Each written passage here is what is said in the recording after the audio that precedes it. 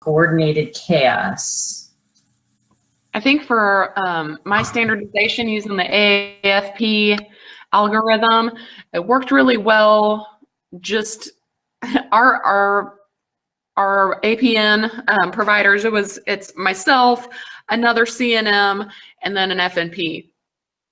All relatively new, open-minded, you know, and ready to go with it. And that was the biggest thing. And then having those templates that I created in Athena, that's what did it. Of like, okay, and it was just this reminder there of like, don't forget this.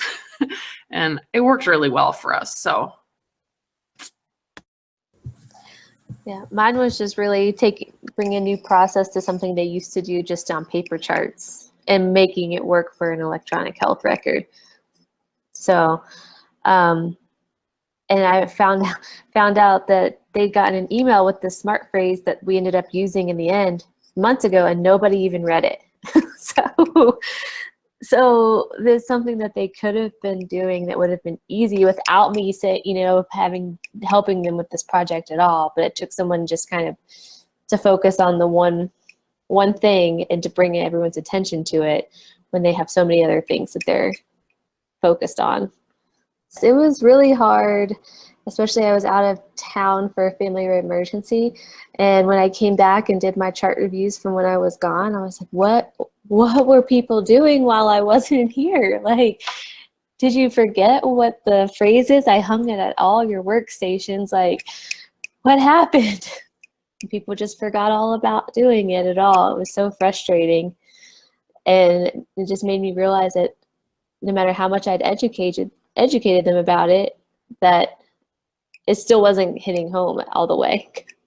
When it did work, what was it? Other you being there, I guess. It was a reminder for them to do it, and I think when they saw me, they were reminded to do it, and they were able to ask me questions. And it would take me just a couple minutes to walk them through it, but if they had questions and there was no one there to walk them through it, it's almost like they gave up on it because they were so busy. But I think the biggest turning point will be that Kristen, the nurse, knows how to do all of the same. She's really great with the Epic. She's a super user. So we went through all the processes together, and so she's there every day. She'll be able to help them now. So now they have a person that they can ask questions to that's not me, that's there every day. So I'm hoping that they'll utilize her, and that will be a turning point for it working long term. At least until she has babies. She's having twins, so at least until then it'll work. So finding a medication as well as getting them to make contact with the quit line and doing the registration process and, doing their part at home. It's kind of like they expect you to go home with them and do it for them.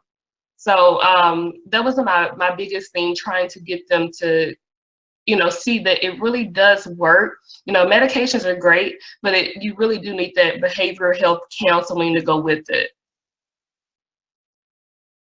Importance of trying to get the behavior to change, measuring whether it is, and figuring out how to make it better, not just sitting there and waiting for this, doing the same thing over and expecting a different result. You constantly have to be more creative in finding ways to make it happen and make the system function for the team and for the person.